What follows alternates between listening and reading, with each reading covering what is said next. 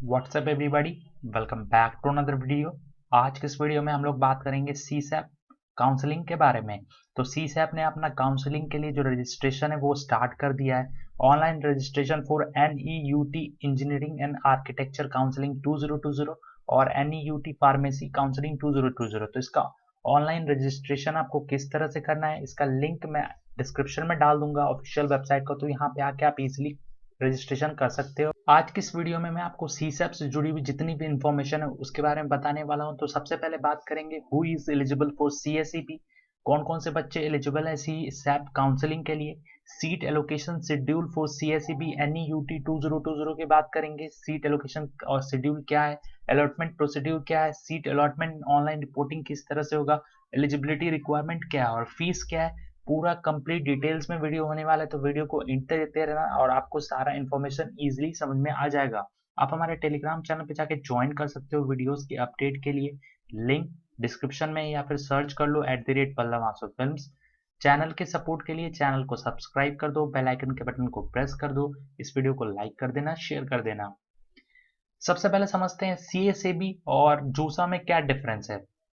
तो जो basic difference है, जूसा आपका कंप्लीट काउंसलिंग करती है IIT NIT other participating college के लिए, मतलब IIT GFTI के लिए। और यहाँ पे जो CSEB की बात करें तो यहाँ पे सिर्फ 2 राउंड का काउंसलिंग होता है और ये वैकेंट सीट के लिए होता है। यहाँ पे जो आप काउंसलिंग करोगे तो यहाँ पे आपको admission NIT IIT other participating college मिलेंगे। सीसैब स्पेशल राउंड करवाता है, जो भी वैकेंट सीट रह जाती है NIT IIST IIT GFTI में, तो यहाँ से फिलअप किया जाता है। देखो, जोसा का काउंसलिंग जब कंप्लीट हो जाएगा तब ये काउंसलिंग स्टार्ट होगा। तो यहाँ पे IIT में एडमिशन नहीं होगा, सिर्फ NIT IIST IIT और GFTI में होगा। और जोसा के कंप्लीट राउंड होने के बाद तो अभी सिर्फ रजिस्ट्रेशन हो रहा है, इस बात का ध्यान रखना। अब बात करते हैं सबसे इंपॉर्टेंट बात, हु इज एलिजिबल फॉर जो सीसैप काउंसलिंग, जोसा नहीं सीसैप काउंसलिंग। तो यहाँ पे आप इंजीनियरिंग, टेक्नोलॉजी, आर्किटेक्चर, फार्मेसी के लिए जो टेक्निकल इंस्टीट्यूशन है उसके लिए आप अप्लाई कर सकते हो। और यहाँ पे जो इंस्टीट्यूशन है वो AICTE से अप्रूव्ड है। अब कौन कौन से स्टूडेंट्स इसको अप्लाई कर देते हैं, तो सिर्फ 8 नॉर्थ ईस्ट स्टेट के, बस जो 8 नॉर्थ ईस्ट स्टेट के बच्चे हैं वो सिर्फ अप्लाई कर सकते हैं। अरुणाचल प्रदेश, असम, मेघालय, मिजोरम, मणिपुर, नागालैंड, सिक्किम, त्रिपुरा, तो ये हो गए आपके नॉर्थ ईस्ट। और 4 union territories, Dadar Nagar Haveli, Daman Diu, Andaman Nicobar island and Lakshadweep. तो जो बच्चे इन स्टेट से हैं, इन यूनियन टेरिटरीज से हैं, सिर्फ वही अप्लाई कर सकते हैं। इस बात का आप क्लियर ध्यान रखना। अगर इसके अलावा कोई दूसरा बच्चा अप्लाई करेगा तो आप तो रजिस्ट्रेशन कर लोगे, मैं आपको दिखाऊंगा जहां पे आपका डोमिसाइल है, अभी आपको मैं दिखा देता हूँ। जैसे कि आप देख सकते हो यहाँ पे एप्लीकेशन फॉर्म और यहाँ पे डोमिसाइल ऑप्शन है। तो डोमिसाइल ऑप्शन में बस 8 नॉर्थ ईस्ट के स्टेट और 4 यूनियन टेरिटरीज का नहीं नाम आएगा। तो आप फॉर्म कैसे फिलअप करोगे अगर आप दूसरे स्टेट को, तो इस बात का ध्यान रखना, सभी बच्चे इस फॉर्म को फिलअप नहीं कर सकते हैं। तो सिर्फ इन स्टेट के, नॉर्थ ईस्ट स्टेट के और 4 यूनियन टेरिटरीज के बच्चे यहाँ पे अप्लाई कर सकते हैं।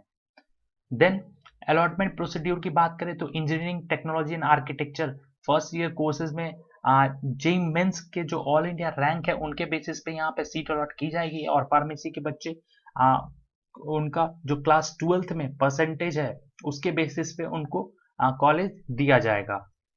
सीट अलॉटमेंट ऑनलाइन रिपोर्टिंग, इस साल ऑनलाइन रिपोर्टिंग हो रही है, आपको फिजिकली रिपोर्ट करने की जरूरत नहीं है। फर्स्ट राउंड का सीट अलॉटमेंट रिजल्ट आपको सीसैप के पोर्टल पे दिखेगा। अलॉटमेंट रिजल्ट आप सीसैप के वेबसाइट पे चेक कर सकते हो। सीट आपका जब अलॉट हो जाएगा तो आपको ऑनलाइन पेमेंट करना है। सीट एक्सेप्टेंस फी जो कि 3000 रुपये है, और आप इसको ऑनलाइन या फिर ई चालान के थ्रू भी पे कर सकते हो। अगर आप इस फीस को पे नहीं करते हो तो आपका सीट जो अलॉटेड सीट है उसको कैंसिल कर दिया जाएगा, इस बात का ध्यान रखना। जैसे कि मान लो आपने चॉइस फिलिंग, रजिस्ट्रेशन सब कुछ कर लिया, जब सभी चीज हो जाएगी तो मान लो कि आपका सीट अलॉट हो जाता है, तो उसमें ऑप्शन 1 फ्लोट, स्लाइड, फ्रीज का ऑप्शन पूछा जाएगा। तो आप जो भी ऑप्शन चूज करते हो उसके हिसाब से आपको फर्दर प्रोसीड किया जाएगा। अब बात करते हैं document upload bye candidate, verification bye respective DTS of state, UT and NEIRST। अब देखो, जो भी आपको सीट अलॉटमेंट हो जाएगा आपको PDF फॉर्मेट में डॉक्यूमेंट्स अपलोड करना है। तो जैसा कि देख सकते हो, सबसे पहला document photo ID proof, next admit card of JEE mains, क्योंकि आपका जेई मेंस का एप्लीकेशन नंबर और पासवर्ड की मदद से रजिस्ट्रेशन होगा। क्लास 10th का आपका board certificate as a date of birth, आप मार्कशीट भी लगा सकते हो। देन आपका certificate and marksheet of qualifying examination class 12th के, फिर certificate of category, sub category, caste, sub caste as applicable, अगर आपने कास्ट चूज किया है तो, अगर आपने ओबीसी एनसीएल चूज किया है तो उसके लिए आप भी सर्टिफिकेट चाहिए, या फिर एससी एसटी चूज किया है तो उसके लिए भी सर्टिफिकेट चाहिए। देन आपका certificate of person with disability, ये भी सर्टिफिकेट चाहिए आपको, जो कि इशू होना चाहिए मेडिकल बोर्ड द्वारा। तो ये सर्टिफिकेट आपके पास होना चाहिए, और ये सर्टिफिकेट आपका वैलिड हो जाना चाहिए, मतलब वैलिड होना चाहिए 31 दिसंबर 2020 तक वैलिड होना चाहिए, एक्सपायर नहीं होना चाहिए, तो इस बात का ध्यान रखना। फिर आपका proof of place examination centre in case of final qualifying examination is from NIOS, अगर आपने NIOS से एग्जामिनेशन दिया है तो उसके लिए भी आपको चाहिए। फिर परमानेंट रेसिडेंट सर्टिफिकेट या फिर domicile certificate, medical certificate, declaration undertaking form from candidate, undertaking by the parent and guardian, special benefit claim certificate, any other document are desired by respective DT जो आपके वेरीफाइंग ऑफिसर होंगे, state UT and any IRST any RIST, तो ये certificate अगर मांगे जाएंगे तो आपको यहाँ पे देना है। एलिजिबिलिटी रिक्वायरमेंट की बात करें तो एकेडमिक क्वालिफिकेशन, कैंडिडेट को जो जेई मेंस में एग्जामिनेशन दिया है आपने BBTech पेपर, BBTech प्रोग्राम में, तो वहां पे जो रैंक सिक्योर किया है उसके हिसाब से आपका यहाँ पे मेरिट लिस्ट या फिर सीट अलॉटमेंट किया जाएगा। बैचलर ऑफ आर्किटेक्चर का भी आपने एग्जामिनेशन दिया है तो उसी के बेसिस पे होगा। अब बात करते हैं who will be appeared for CSAP counselling, तो जो बच्चे ने क्लास 12th 2018, 2019 या फिर 2020 में पास किया है तो वो लोग एलिजिबल हैं CSAP NEUT, north east union territories के लोग ही सिर्फ अप्लाई कर सकते हैं, और उन सभी ने एलिजिबिलिटी रिक्वायरमेंट क्वालिफाई की है। Candidates appearing for class 12th examination in 2020 and if their result is not yet declared, they can submit their class 12th pass certificate by 31 December 20. In case if the candidate fail in class 12th, his or her admission will be cancelled। तो आप पास होने चाहिए simply, तो वो certificate आप upload कर सकते हो। अगर आप फेल हो तो आपका सीट कैंसिल कर दिया जाएगा, इसलिए आप अगर आप ज़्यादा अच्छा होगा कि आप फॉर्म ना भरो।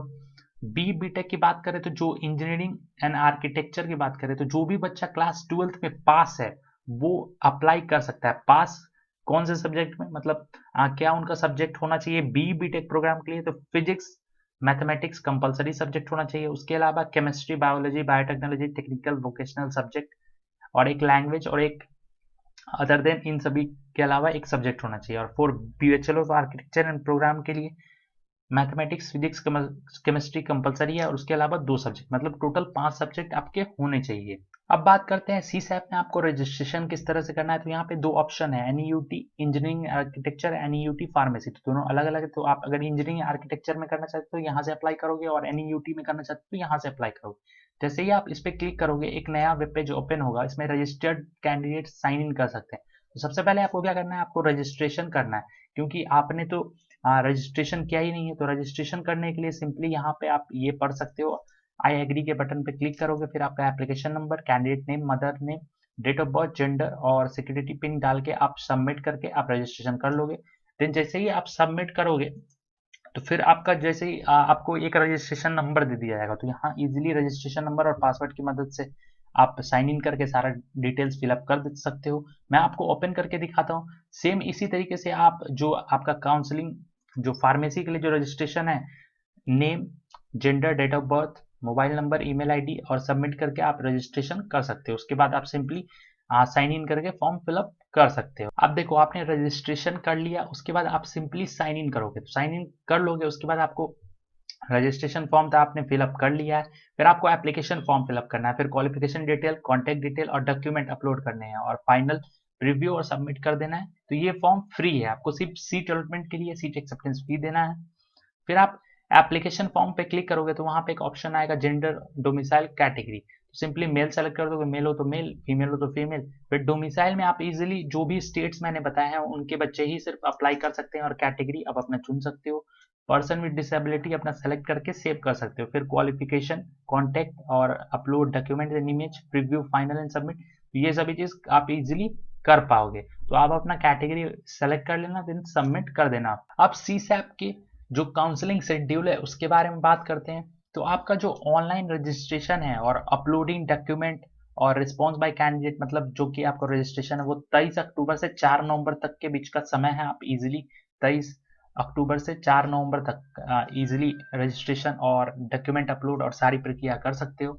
Online provisional registration, uploading document और फिर आपका जो document domicile certificate, category certificate और फिलिंग ऑफ फार्मेसी की जो चॉइस फिलिंग है वो 4 नवंबर तक हुई, तो आप इजीली कर पाओगे। Document including domicile and category certificate by the DT of North East state UT NERIST response by candidate to query 24 अक्टूबर से 5 नवंबर के बीच कर सकते हो। फिलिंग ऑफ चॉइस स्टार्ट 24 अक्टूबर से चॉइस फिलिंग स्टार्ट हो जाएगा और 6 नवंबर तक होगा, तो इंजीनियरिंग एंड आर्किटेक्चर के बच्चे इजीली फिलअप कर सकते हैं। फिर आपका जो फर्स्ट सीट अलॉटमेंट रिजल्ट है वो आपको 13 नवंबर को आएगा और ऑनलाइन रिपोर्टिंग वहां पे आपको करना है, ऑनलाइन फी पेमेंट करना है और जो ऑप्शंस हैं फ्लोट, स्लाइड, फ्रीज, तो ये ऑप्शन चूज कर सकते हो। 14 नवंबर से 19 नवंबर के बीच में ये सारी प्रक्रिया आपको करनी। Verification validation of seat allotted seat, तो उसके लिए आपको 20 नवंबर से 23 नवंबर तक का समय दिया जा रहा है। उसके बाद 24 नवंबर को आपका सेकेंड राउंड का सीट अलॉटमेंट होगा और online reporting, online payment of seat acceptance fee 3000 rupees, ये सभी चीज आपका 25 नवंबर से 27 नवंबर के बीच में होगा। अगर आप सीट विड्रॉल करना चाहते हो तो आप नवंबर 28 से नवंबर 30 के बीच में कर सकते हो। स्पॉट राउंड आपका 1 दिसंबर से 3 दिसंबर के बीच में होगा। और रिपोर्टिंग एट एडमिटिंग इंस्टीट्यूट्स, तो आपको जो रिपोर्ट करना है अपने इंस्टीट्यूट में जाके वो 4 दिसंबर से 7 दिसंबर के बीच में होगा। और participating institute to report admission data to CSAB 9 दिसंबर को होगा। एक बात क्लियर कर दूं, जोसा के काउंसलिंग के बाद ये होगा, अगर आपने जोसा में सीट कंफर्म कर लिया है तो कोई प्रॉब्लम नहीं है। अगर आपने वहां पे कंफर्म नहीं किया तो आप यहाँ पे इजीली अप्लाई कर सकते हो। तो आप यहाँ पे भी रजिस्ट्रेशन कर लेना, जो नॉर्थ ईस्ट के बच्चे देख रहे हैं यहाँ पे भी आप रजिस्ट्रेशन कर लेना। अगर आपको जोसा से अच्छा चॉइस यहाँ पे मिलता है तो आप जरूर से यहाँ पे एडमिशन ले लेना। So that's it for today's video. उम्मीद है आपको वीडियो पसंद आया होगा। So thank you for watching. Thank you.